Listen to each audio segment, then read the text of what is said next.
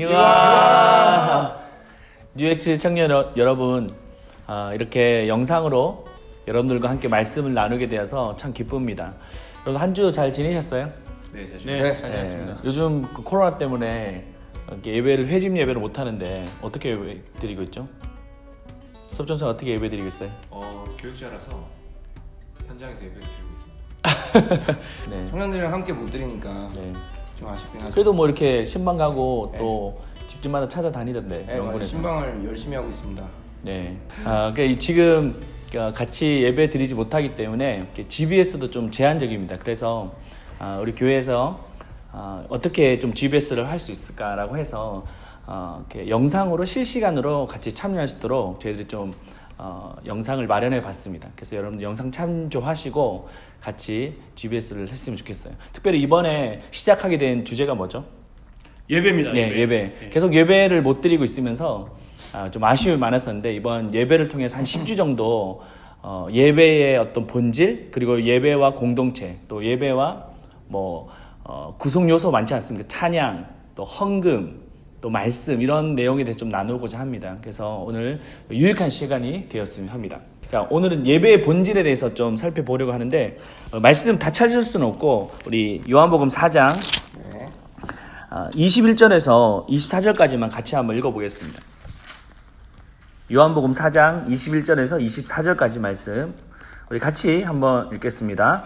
예수께서 이르시되 여자여 내 말을 믿으라. 이 산에서도 말고 예루살렘에서도 말고 너희가 아버지께 예배할 때가 이르리라. 너희는 알지 못하는 것을 예배하고 우리는 아는 것을 예배하노니 이는 구원이 유대인에게서 남이라.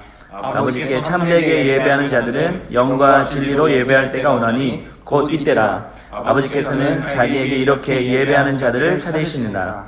하나님은 영이시니 예배하는 자가 영과 진리로 예배할지니라. 아멘. 여러분들 오늘날 이 시대를 그 풍요 속의 빈곤이라고 하는 말이 있습니다. 들어보셨죠?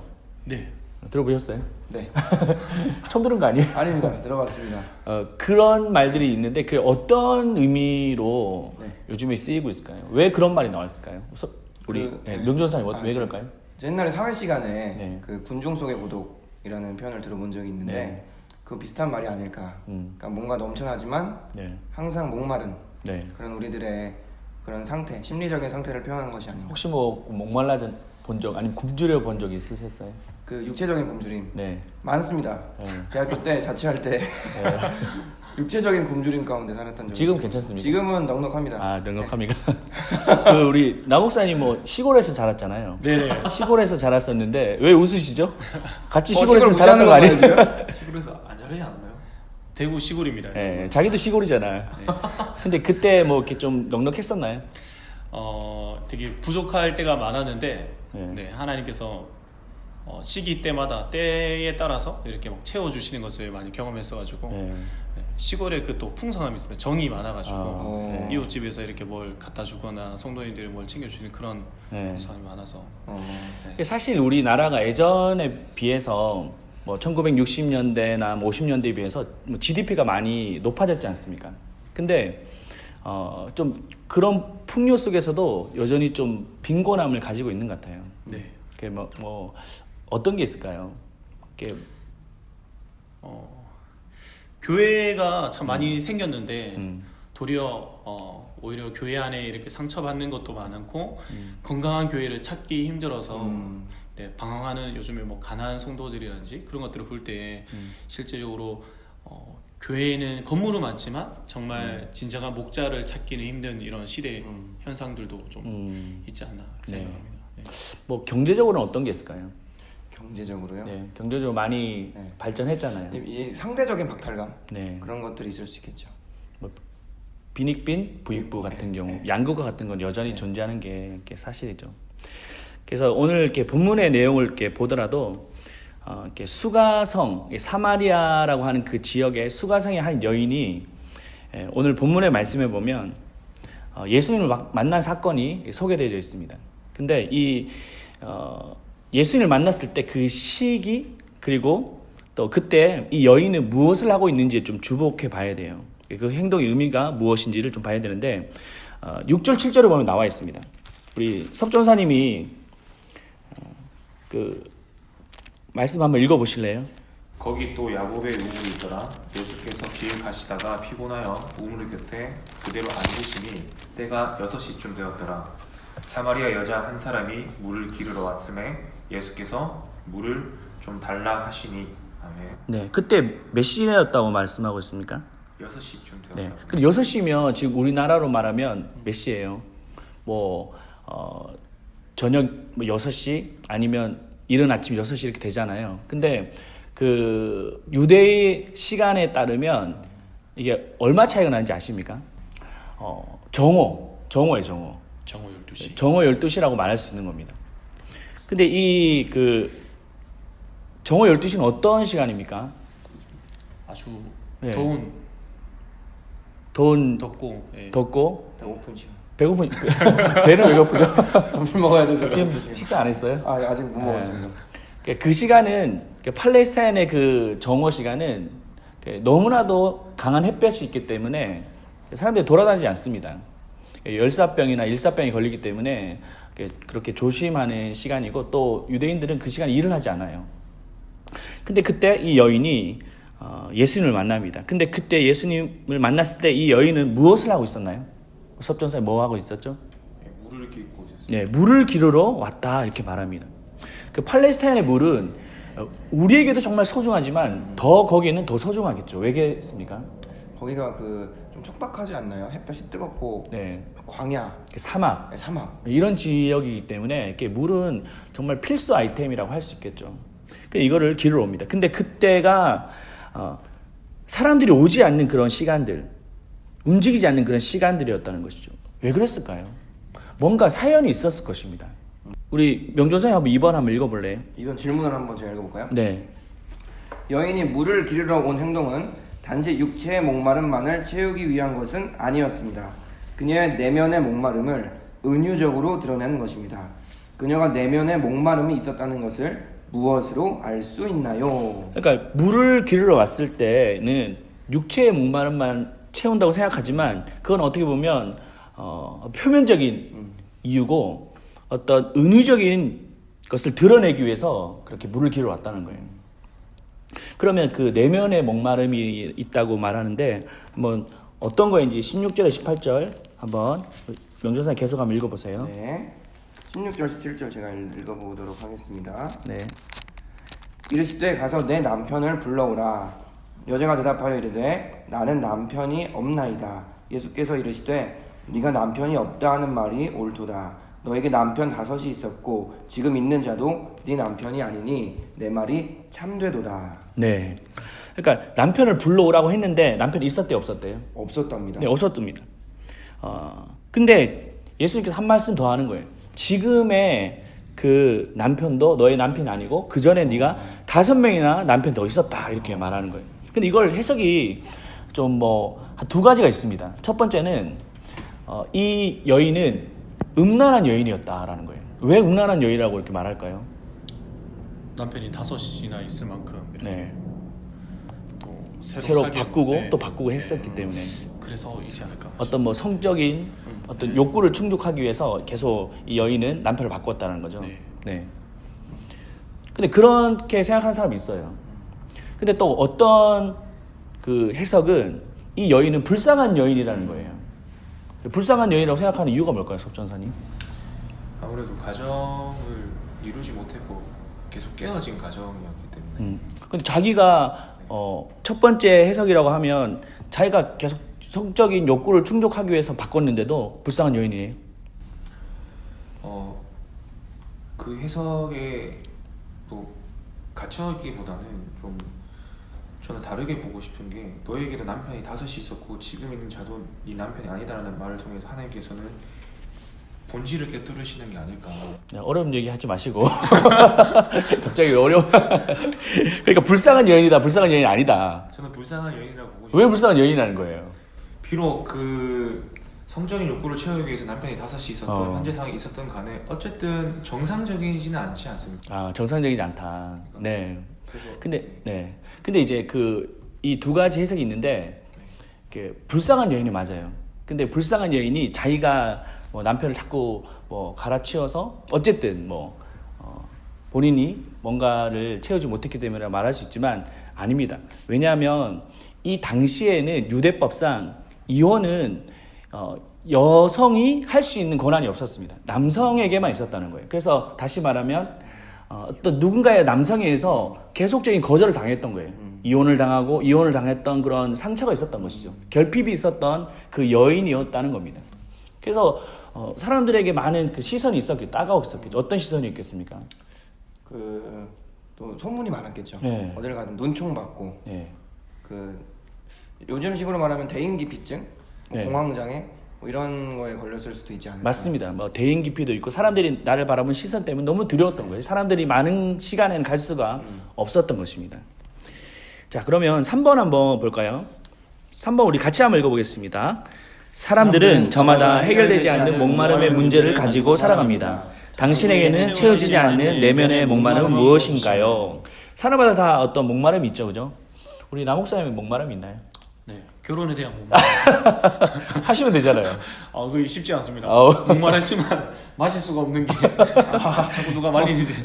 근데 뭐 다 마찬가지 같은데. 네, 마찬가지. 어떤 목마름이 있습니까? 저는 한정원에 대한 목마름이 있습니다. 그럼 우리는 이렇게 세속적인 사람과 우리 다 사꾼들이고 자기만 저는 한정원에 대한 어쨌든 한영원에 대한 목마름이 있습니다. 우리 석정사 어떤 목마름이 있어요? 고향에 대한 목마름이 있습니다.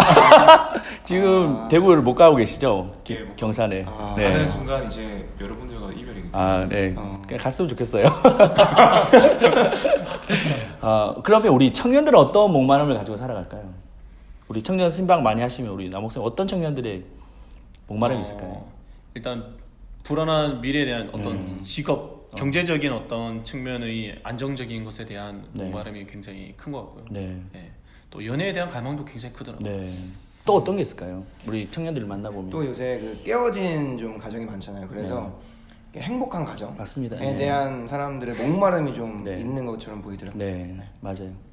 그래서 막 청년들이 많은 그런 목마름이 있지만 또 일반적으로 뭐 어떤 자유에 대한 목마름이 있을 수 있고 어떤 건강에 대한 목마름 이런 게 있을 수 있습니다. 이 4번에 보시면 제가 한번 읽어볼게요. 내면의 목마름을 해결하지 못한 여인에게 이 사마리아 여인에게 예수님 어떻게 다가가셨는지를 이렇게 우리가 좀 살펴봤으면 좋겠습니다. 우리 남목사님이 한번 22절 한번 읽어볼까요? 너희는 알지 못하는 것을 예배하고 우리는 아는 것을 예배하노니 이는 구원이 유대인에게서 남이라. 아멘. 자, 근데 여기서 이게 목마름의 문제를 예수님께서 말씀하시다가 갑자기 이렇게 뭐로 화제를 바꾸시냐면 뭐예요? 예배. 바로 예배라는 거예요. 예배. 그 예배로 바꾸셨던 이유가 뭘까요? 오늘 말씀해 보면 뭔가 알지 못하는 것을 예배하고 있다라고 그렇게 말씀하고 있습니다. 뭔가 예배는 하는데 뭔가 지식이 잘못된 예배, 예배를 드리긴 하지만 제사를 드리긴 하지만 하나님이 받지 않는 그런 예배에 대해서 예수님께서는 지적하고 계신다는 거죠. 자, 5번 한번 명조사님 한번 읽어볼래요? 여인에게 있어 남편의 문제보다 더 절박했던 것은 예배에 관한 문제였습니다. 오랫동안 사마리아인들은 그리심산에서 예배해야 한다고 주장했고 유대인들은 시온산에서 예배해야 한다고 주장했기 때문에 여인은 진정한 예배의 장소를 찾고 싶었습니다. 예수님은 그녀의 의문에 어떤 해답을 주고 있나요? 네. 그 예배에 관해서 이렇게 말씀하실 때 오늘 좀 화두가 되는 게 그 장소에 대해서 질문을 던지고 있는 거예요. 뭐라고 말씀하고 있습니까? 오늘 이 여인은 예수님에게 우리 사마리아인들은 어디에서 예배드린다고요? 그리심산. 근데 당신 유대인은 어디에서 예배를 드린다고 하셨습니까? 시온산. 시온산에서 예배를 드린다고 이렇게 말하고 있죠. 근데 그때 그 여인에게 예수님은 어떻게 해답을 주고 있습니까? 그 장소에 대해서 궁금해하는 그 여인에게 뭐라고 말씀하고 있습니까? 21절, 23절을 보면 나와 있어요. 자, 21절, 23절 한번 같이 한번 읽겠습니다. 예수께서 이르시되 여자여 내 말을 믿으라. 이 산에서도 말고 예루살렘에서도 말고 너희가 아버지께 예배할 때가 이르리라. 23절 아버지께 참되게 예배하는 자들은 영과 진리로 예배할 때가 오노니 곧 이때라. 아버지께서는 자기의 이렇게 예배하는 자들을 찾으시리라. 아멘. 그러니까 이 산에서도 말고 저 산에서도 말고 이 그린심 산에서도 말고 시온에서도 말고 오직 예배할 때가 이른다라고 말씀하고 있어요. 그러면 예수님께 말씀하셨던 게 뭐냐면 어떤 장소가 중요한 것이 아니고 그 시간이 중요하다 이렇게 말씀하셨던 겁니다. 그러면 여기서 우리가 좀 생각해 봐야 될 게 있는데 그러면 사마리아인들은 네.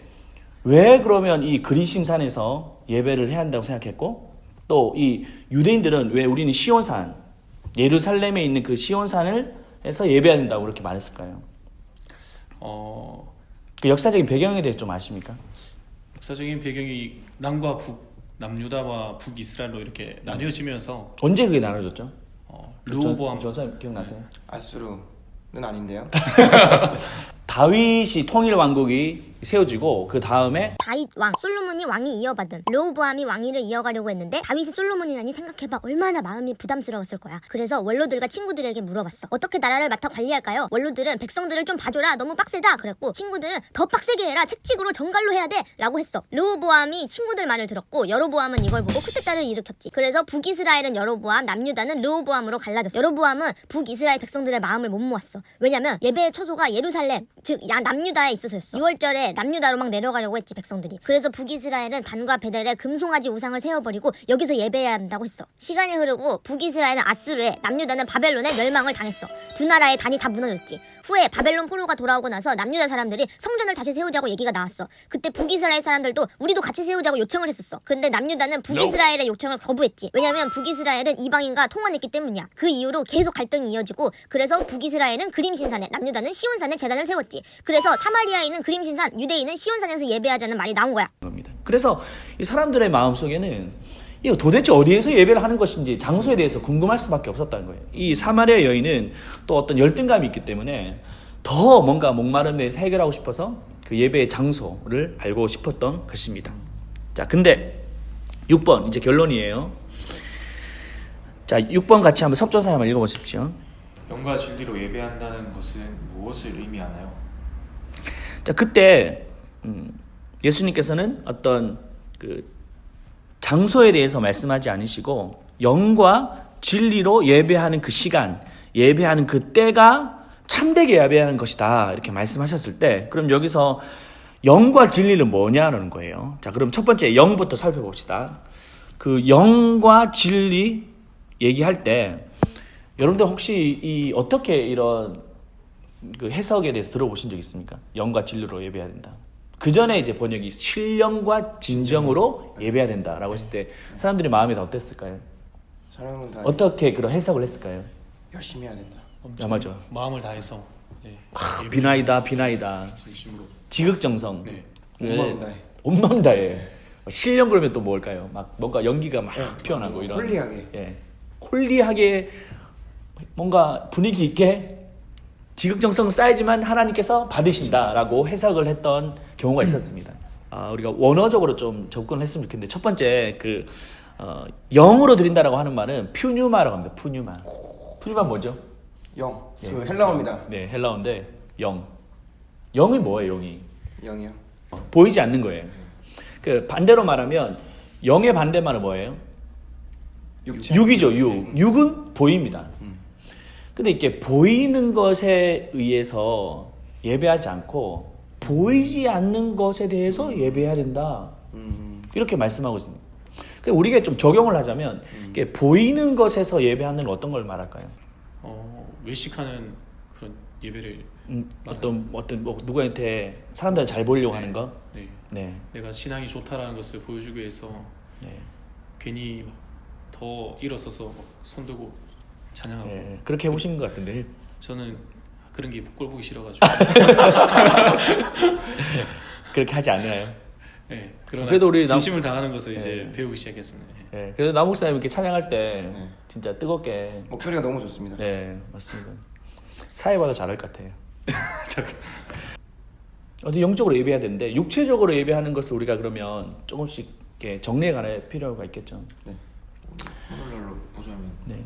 예배 형식을 많이 도식화해서 네. 하니까 네. 지금 꾸준하게 논쟁이 되고 있는 게 예배 시작 전에 사도신경에 대한 부분이라든지 왜 또 교동을 하지 않는지에 대한 게 있어서 그런 부분에 같이하다 보면 결국에는 그 예배에 대해서 하나님에 대해서 하기보다는 오히려 이방 제사의 그런 마음이 되지 않을까. 너무 형식에 매이면 안 된다. 네, 좋습니다. 지금까지 제일 좋은 답변을 해주신 것 같아요. 화려한 예배. 어떤 화려 뭐, 네, 뭐 보이기 위해서 네, 막 이렇게 화려한 팍팍 뭐 이렇게 뭐 조명이 있어야지만 되고. 멋있고 음향도 좋고 네. 이런 예배가 좋은 예배다. 네. 그런 것도 있지 않을까요? 그런 건 좀 우리가 조심해야 된다. 사실 우리가 너무 보이는 것에 현혹돼서 이렇게 보이지 않는 하나님에 대해서 잃어버릴 때가 참 많을 때가 있죠, 그죠? 그래서 우리가 내 어떤 경험, 내 지식, 내 어떤 관습에 따라서 예배하지 않고 보이지 않지만 그 영이신 그 하나님을 이렇게 바라보는 예배가 정말 하나님 기뻐하시는 예배라는 거예요. 그 장소는 어떻게 보면 누추한 곳일 수 있습니다. 그 장소는 지금 어떻게 보면 예배 드리는 상황이 분당에서 예배 드리지 못하는 상황일 수 있잖아요. 그죠? 집에서 개인의 골방이지만 그 장소의 중요성보다는 정말 영이신 하나님을 모시고 예배하는 것, 이게 정말 우리에게 필요한 것이죠. 자, 두 번째는 그 진리 안에서 예배해야 된다라고 할 때 진리라는 말은 뭘까요? 이거는 또 원어로 보면 알레세이야 발음도 알레세이야? 알레세이야. 좋아요. 알레세이야. 근데 여기서 R이라고 하는 것은 안일 비를 말하고 세이야라고 하는 말은 망각을 말합니다. 그래서 망각하 씨. 아니요. 너무 이렇게 준비를 많이 했어요. 네, 너무 멋있어가지고 잊지 않는다는 거예요. 잊지 않는다라고 말하는 것은 우리가 하나님께 나아갈 때 있는 모습 그대로 나간다, 정직하게 나간다라고 말할 수 있습니다. 하나님께 정직하게 나가는 것은 어떤 걸 말할까요? 하나님께 정직하게 나가는 것이요. 꾸밈 없는 모습으로 나가는 거 아닐까요? 하나님 앞에서 괜찮은 척, 좋은 척, 네. 멋진 척 하지 않고 그냥 죄 있는 모습 그대로 나가는 맞아요. 죄 있는 모습 그대로 나아가는 그 모습. 꾸미지 않는 거. 네, 꾸미지 않는 거. 우리가 하나님께 나아갈 때는 척하면 안 돼요. 막 그러니까 거룩한 척, 막 문제 없는 척. 우리가 하나님 앞에 숨길 게 없잖아요. 아무것도 우리가 없는데 막 있는 척하면 안 되듯이 하나님께 나아갈 때 있는 모습, 죄된 모습 그대로 고백하고 또 자백하고 그러니까 하나님의 은혜가 필요합니다라고 하나님의 긍휼을 구하며 나가는 것이 있는 모습 그대로 이렇게 나가는 것이죠. 그래서 우리가 예배를 너무 어렵게 생각하지 맙시다. 정말 정직하게 나아가고 또 하나님께 나아갈 때 어떤 육체의 모습으로 우리가 현혹돼서 정말 영이신 하나님을 누리지 못하는 그런 우를 범하지 않도록 그렇게 나갔으면 해요. 자, 오늘 이렇게 말씀을 좀 정리하면서 뭐 간단하게 오늘 네. 사람들을 신경 쓰지 않고 예배드리는 게 중요할 네. 것 같습니다. 사역을 하다 보니까 제가 네, 이제 네. 몇 년 안 되다 보니까 좋은 모습을 애들한테 보여주고 싶은 거죠. 네. 그래서 허물 없이 예배드리는 게 조금 불편할 때가 있더라고요. 제가 너무 막 울고 있으면 저 사람이 큰 죄를 졌나 보다. 저 사람이 요새 힘드신가 보다. 네. 막 애들이 이런 시각으로 바라볼 수 있다는 것도 좀 심각이 쓰이고 그래서 진솔한 예배를 드리는 게 참 쉽지 않지 않나 그런 생각이 좀 들었습니다. 네. 군생활 할 때 그때 연평도 포격 사건이 일어나서 굉장히 예배도 많이 제한될 때 그 군부대 안에 있는 안에 예배 그 교회가 있었는데 거기 뭐 악기도 아무것도 없고 그냥 사실 기타 하나밖에 없었는데 그때 그 군종병 그 청년 하나가 나와서 이제 기타를 치면서 주일 예배를 한번 드렸던 적이 있는데 그게 그 안에 하나님의 영광과 임재가 가득 넘치면서 뭔가 해결되지 않았던 그 목마름이 막 해결되지는 그런 은혜를 경험하고 그때를 생각해 보니까 지금의 상황보다 더 안 좋았는데도 불구하고 네. 그 안에 은혜가 있었는데 요즘에 왜 이렇게 지금의 예배를 감사하지도 못하고 이 초월적인 그 하나님이 여기 계심에 대한 그 인식함 정말 진정으로 나가지 않는 부분들 다시 한번 생각하게 됐던 것 같습니다. 그래요. 우리 섭전사님은 이렇게 수가성 여인의 본문을 다 읽지는 못했지만 여러분들이 홍목사님 준비하신 본문이 4장 1절에서 24절이거든요. 그거를 꼭 한번 다 읽어보셨으면 좋겠고 수가성 여인을 통해서 우리한테 얘기하시는 말씀입니다. 정말 그런 우리의 목마름을 해결하기 위해서 육적으로 그런 물이 필요한 것이 아니라 정말 영원한 생수이신 예수 그리스도를 알고 예배를 드리는 게 중요하다라고 얘기를 하고 있고 오히려 더 정말 그 내가 그리심산에 설 것이냐 시온산에 설 것이냐가 아니라 정말 영과 진리로 예배해야겠다라는 그런 생각이 들었습니다. 네. 저도 이번에 코로나 사태 때문에 그 우리 교육자만 예배 드리는 그 상황이 마음이 너무 힘들거든요.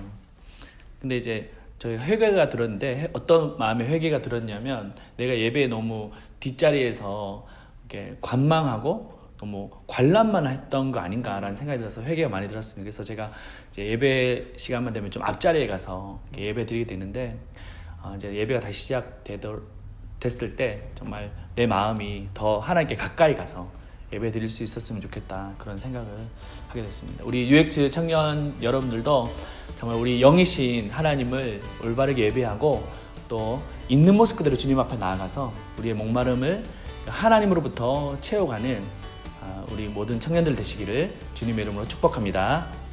아멘. 오늘 함께 하신 우리 교육자 여러분 감사하고요. 우리 청년들 위해서 인사하고 마칠까요? 자, 뉴바라고 뉴 뭐? 뉴바 유익시 바이. 유박주 바이. 자, 하나, 둘, 셋. 유바!